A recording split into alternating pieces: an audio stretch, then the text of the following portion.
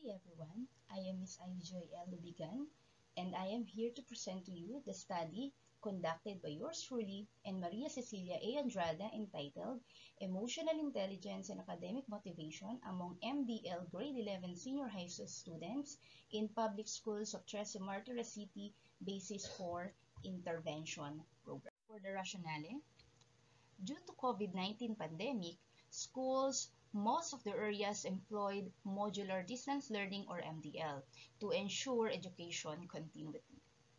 Modular distance learning is a response to the No Child Left Behind Act, where children must receive the best education possible, leaving no child behind.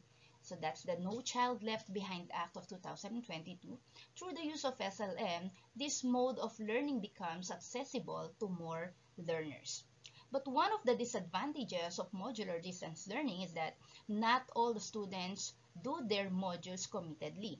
Most of the students and learners do their modules for formality purpose only and just to comply with the requirements, and that is from ANSALDO 2021.